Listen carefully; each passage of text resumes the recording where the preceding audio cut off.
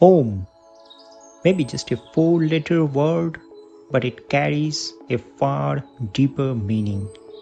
For most of us, it's a safe haven, a place where we can truly be ourselves. It's more than just four walls and a few doors and windows. It's a reflection of our current state of being. Built with blood and sweat, it's adorned with our thoughts, love, passion, and outlook on life.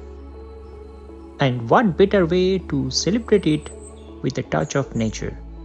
A nano shrimp tank, a perfectly balanced sanctuary of flora and fauna.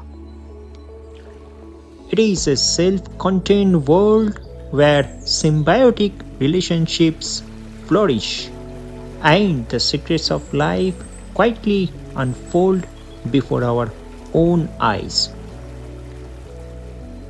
In this video, I'll be talking about my beloved nano planter tank as it reaches its 3 months milestone.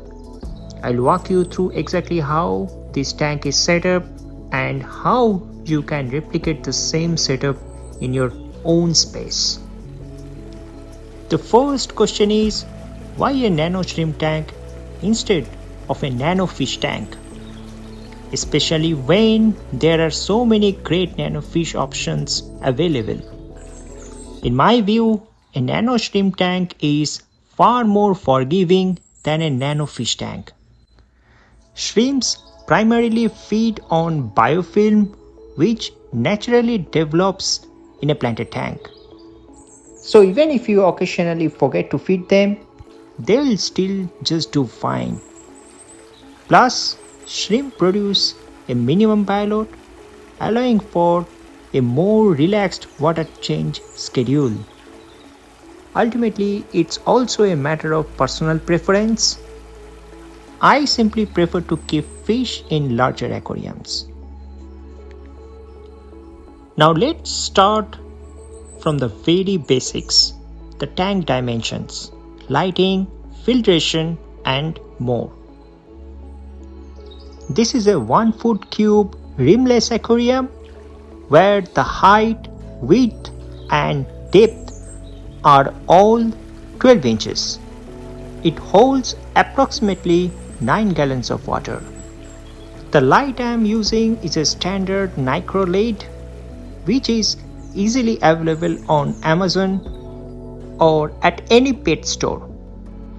The filtration is handled by a small canister filter, and the tank also benefits from CO2 injection at a rate of 1 bubble per second, but only while the light is on.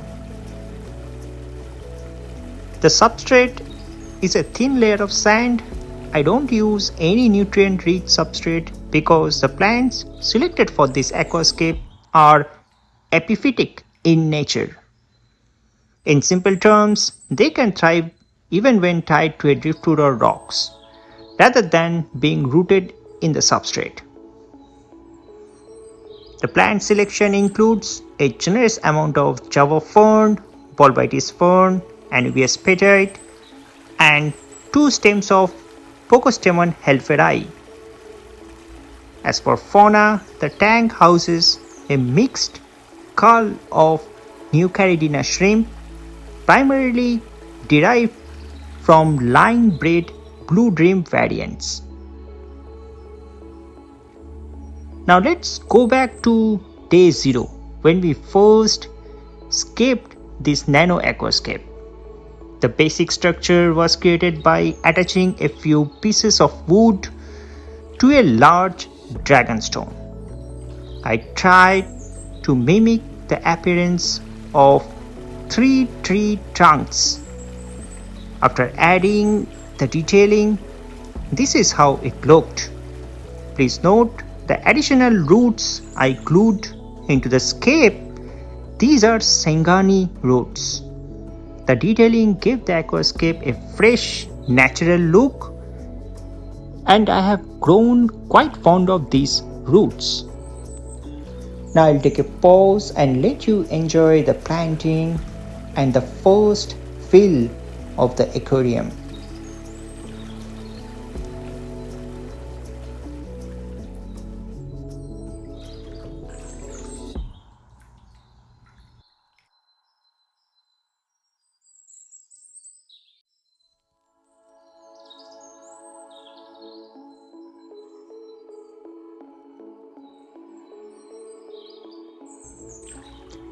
After 3 months, this is how the tank looks.